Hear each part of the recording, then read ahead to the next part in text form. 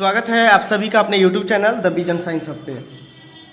कल के क्लास में हम लोग बल और दाब पढ़ रहे थे। बल और दाब चैप्टर को स्टार्ट किए थे, जिसमें हम लोगों ने बल का डिफिनीशन और फिर संतुलित और असंतुलित बल क्या होता है इसके बारे में पढ़े थे लोग। आज हम लोग को पढ़ना है इफेक्ट ऑफ फोर्स, बल का प्रभाव।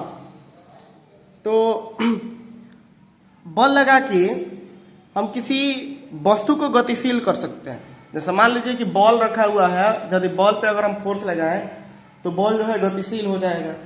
अगर मान लीजिए कि बल को उल्टा डायरेक्शन में अगर हम लगा दिए, उसके गति के विपरीत डायरेक्शन में, तो बॉल जो है रुक जाएगा। मतलब वस्तु की स्थिति में भी परिवर्तन कर सकते हैं। तीव्र है तो उसको मंद कर सकते हैं, मंद है तो उसको गतिशील कर सकते हैं। यहाँ सबसे पहला लिखा गया है कि अस्थिर वस्तु को गतिशील किया जा सकता है। सेकंड है, यदि वस्तु पहले से गतिशील हो तो उसके गति को मंद या तीव्र किया जा सकता है। तीसरा है कि उसकी दिशा में परिवर्तन किया जा सकता है। बल लगा के किसी वस्तु के दिशा को परिवर्तित किया जा सकता है, चेंज किया जा सकता है। नेक्स्ट है कि बल लगाकर आकृति में भी परिवर्तन किया जा सकता है। उसकी आकृति को भी परिवर्तित किया जा सकता है। मतलब बल लगा के हम किसी वस्तु की आकृति को भी परिवर्तित कर सकते हैं। नेक्स्ट है बल के प्रकार। यहाँ लिखा गया है कि बल जो है विभिन्न प्रकार के होते हैं। सबसे पहला है पेशीय बल, जिसको बोलते हैं मस्कुलर फोर्स। तो मस्कुलर फोर्स कहने का मतलब है कि मांसपेशियों द्वारा लगाए गए बल को पेशीय बल कहा जाता है। जब हम किसी वस्तु को खींचते हैं या धक्का देते हैं या उठाते हैं तो पेशीय बल कार्य करता है। जैसे मान लीजिए हम लोग साइकिल चलाते हैं,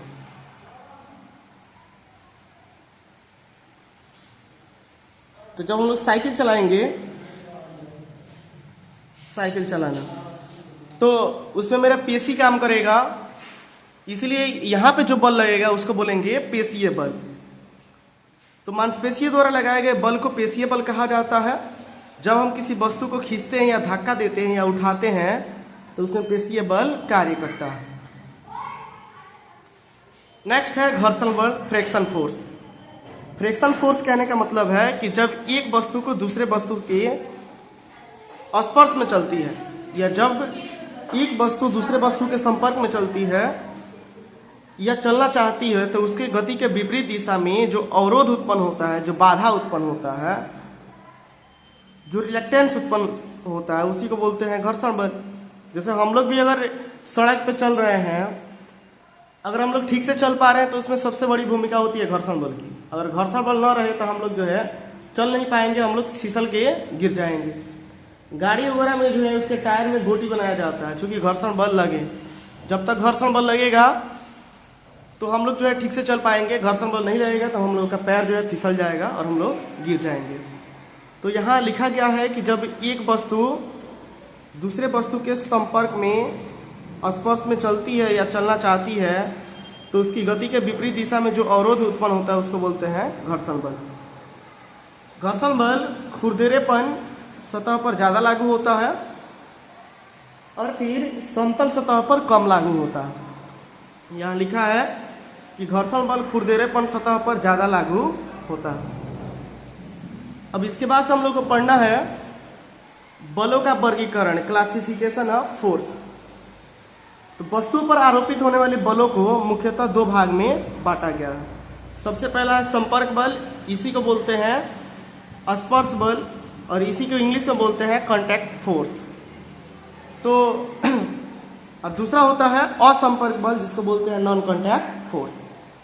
तो संपर्क बल क्या होता है? संपर्क बल कहने का मतलब होता है कि किसी वस्तु को खींचने अथवा धक्का देने के लिए उस वस्तु को स्पर्श करना पड़ता है, छूना पड़ता है, टच करना पड़ता है। ऐसे बलों को हम स्पर्श बल कहते हैं। और स्पर्श बल का ही उदाहरण होता है पेशीय बल और घर्षण बल। यहाँ देख लीजिए, इसका डेफिनेशन है कि किसी वस्तु को खींचने अथवा धक्का देने के लिए उस वस्तु को स्पर्श करना पड़ता है। ऐसे बलों को स्पर्श बल या संपर्क बल कहा जाता है। पेशीय बल, घर्षण बल इसका उदाहरण होता है।